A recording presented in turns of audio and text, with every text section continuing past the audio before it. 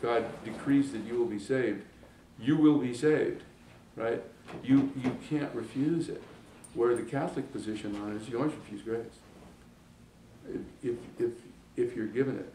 And that's why, and so the Catholic view of the world, where you have libertarian free will, the action of providence, and providence is, and a Catholic sort of providence is certainly at work in the story in Lord of the Rings. That what God has to do is to work with the free actions of others in order to achieve the result he wants. And so that's the whole role of Gollum, because remember, at the end, Frodo gives in. Frodo fails. And so he's got to live the rest of his life with the thought, if it hadn't been for the intervention of Gollum at that moment trying to take the ring, I would have screwed up. And but so Gollum's intervention then to try to take the ring succeeds in taking it and then falls in. That's kind of the action of providence, right? It's like God's working with each of their free wills, although Gollum, like most addicts, alcoholics, doesn't have much free will left. I mean, he's basically the slave of his appetites. But it's working with different wills. It's kind of like God's playing bridge, or he's doing finesses where he's going to win whatever you do, but you're still free to make any play you wish. Of the 4 types of recognition I think Aristotle has within plays, one of them is the logical realization. So when Aristotle wasn't himself a Catholic, but he had perhaps maybe a metaphysical understanding that was similar, at least to some extent. So do you think that Gollum throwing himself into... I think that would have been a better ending to the story, rather than his slipping and falling. Right. But do you think that is a like an Oedipus-like situation, not because he's in torment, but because he comes to the realization that he is at fault and he has committed a moral opposition to divine command? Would that be accurate? Well, it's a realization of his own situation, and the only way he can redeem himself and participate in the redemption of the world, to save the world, would be to destroy the ring. And since he doesn't have the power to let it out of his hand anymore, once he's got it, right? Okay. The only way he could do it would be to let himself go in, holding it. And Siegfried's in the same situation in Act 3 of Götterdämmerung, where and he doesn't realize that he's about to become the instrument of fate. So he's killed, but it's not something he wills. But that again is fate at work rather than providence at work. I had a question that kind of coincides with Preston a little bit, but I was thinking about the Shire, not the shower, but the Shire, and it always seems to be a continuing source of inspiration for their journey.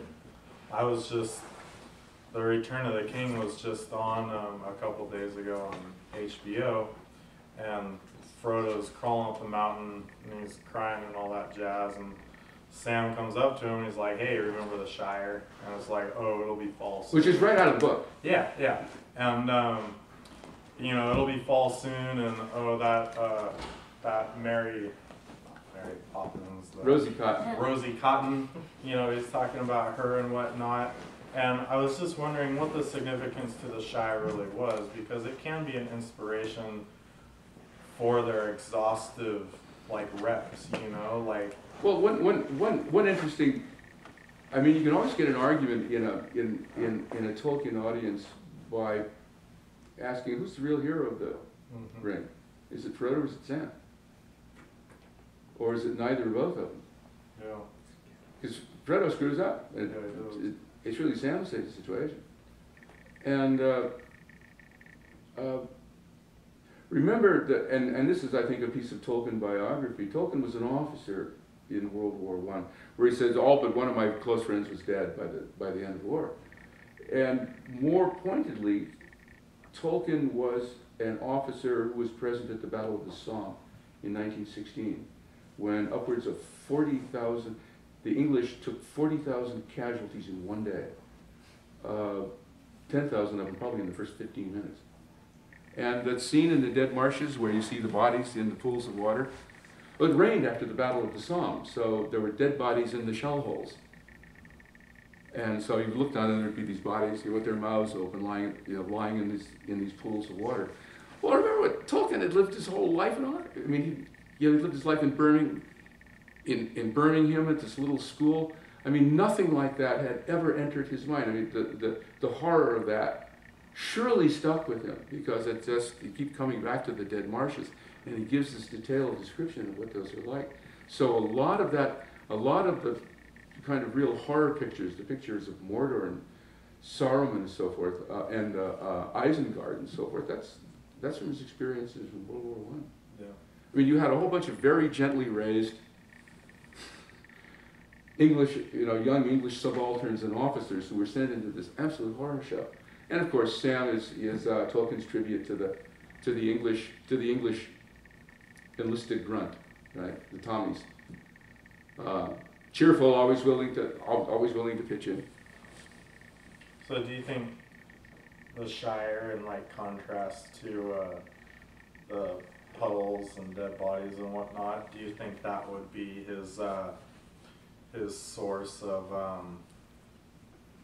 inspirations, so to speak, to get back to complete the hard task? And then Tolkien was born in South Africa and grew up actually in Birmingham. Mm-hmm. We have friends in Birmingham, and they took us. I'd always wanted to see the Birmingham Oratory, because that's where John Henry Newman retreated after he left the Anglican Communion. But our friend pointed out, you see there are these two water towers, and what happened is Tolkien had been orphaned, mm-hmm. and then he and his brother were raised by this priest who was associated with the Birmingham Oratory, and Morrish, who was the friend we were visiting. There are these two water towers sticking up in Birmingham that are really kind of elaborate and ornamental. Those are the two towers. Yeah, yeah. So I mean, but he grew up in grotty Birmingham, and then went to Oxford, and you just have to see the countryside around Oxford to find out where he got the Shire. For somebody who grew up in kind of deserty South Africa, mm-hmm. and then in Birmingham, of all places, it's kind of nice now. It must have been pretty awful when he was growing up there. No, right out of Dickens. And then to see the English countryside, that would be something you would really fall in love with. Mm. And it's basically the English countryside. There are places in England where places in Britain where you just see the Shire for miles. Yeah. Gloucestershire, that part of the country.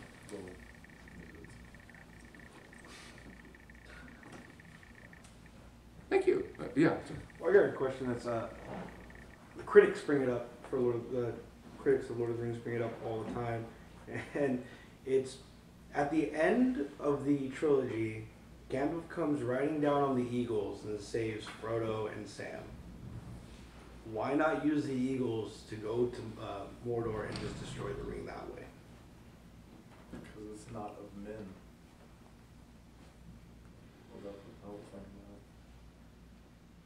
I like the idea of the machine guns myself.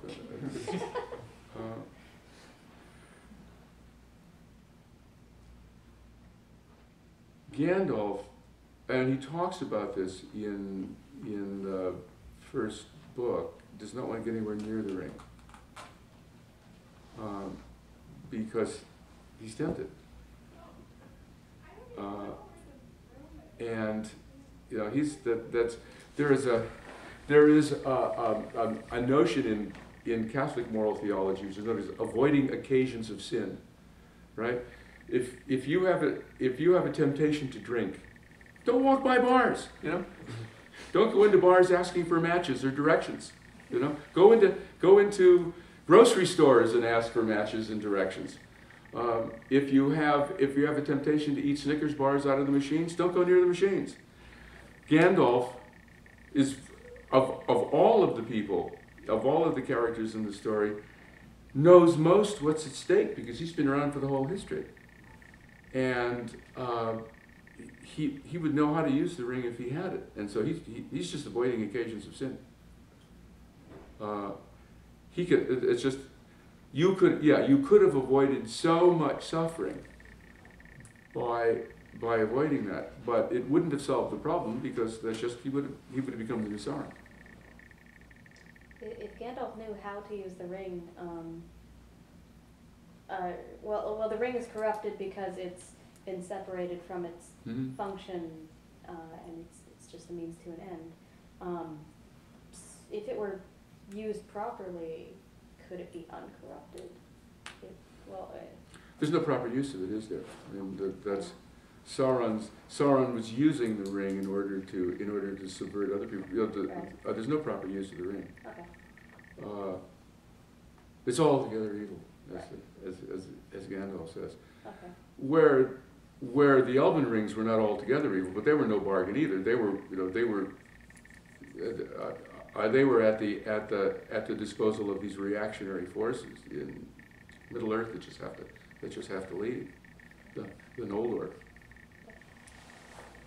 I also wanted to ask if did Tolkien actually study philosophy? Did he intentionally include Aristotelian stuff?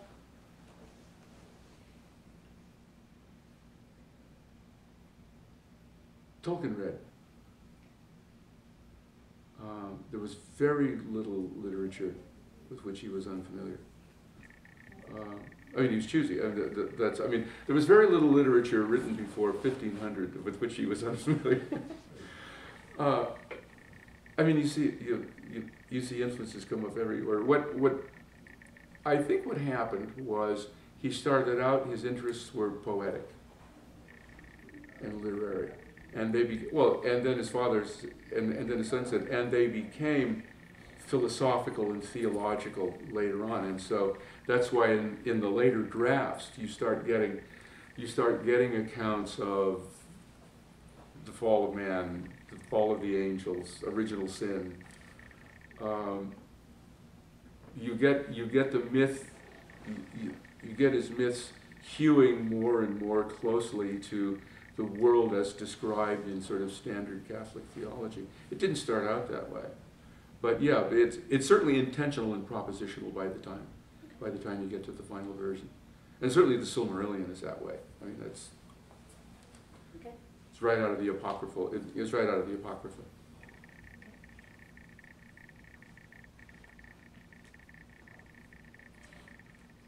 Well, I've heard that Tolkien originally he was just interested in the creation of the Elven language, I believe it was, and then he started writing his stories as kind of a vessel for this language, for that language, and I don't know if that's true or not, but that's what I've heard.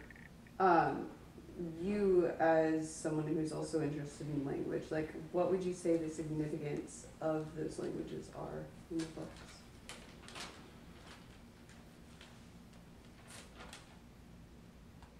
They are remarkable. I mean, they are natural language-like, aren't they, in their irregularity and in their historical character. There's the main language. I think the language that Tolkien really became interested in was the language called Quenya in the book. That's the language of the High Elves. And what Tolkien is trying to do there is kind of, what kind of language would describe, would present the metaphysics of the world as it really is, underlying all the distortion. And so you find out that the etymologies that you have in Quenya are really kind of remarkable. That where you start seeing all kinds of connections, and it is what's interesting is how kind of non-spiritual they are. That is, they are their language is about the natural world, but all sorts of magic and mystery sort of come out of them, developed out of them as kind of misunderstandings. So, Sam could be forgiven for thinking there was magic in the world if the Sindarin thought there was magic in the world. But what there was just the power of the creatures who had been brought into existence at the beginning, I love his creation myth at the beginning of the Silmarillion. God God sort of composes the world like music. I mean, if there's ever a way to to create a universe, singing it into existence has got to be the right way.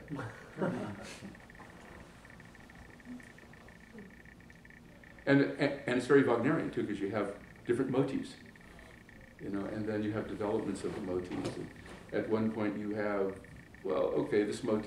this particular motif is the creation of the elves. This other motif is the creation of mankind.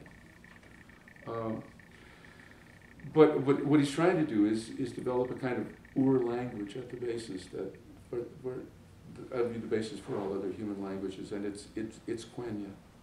I think that's the one he was interested in. That's the one that's like Finnish. He's got two Welsh languages with Quenya and Sindarin. Sindarin is the one that sounds like Welsh. And most of the names you run into in Lord of the Rings are Sindarin names, where the older names are Quenya names.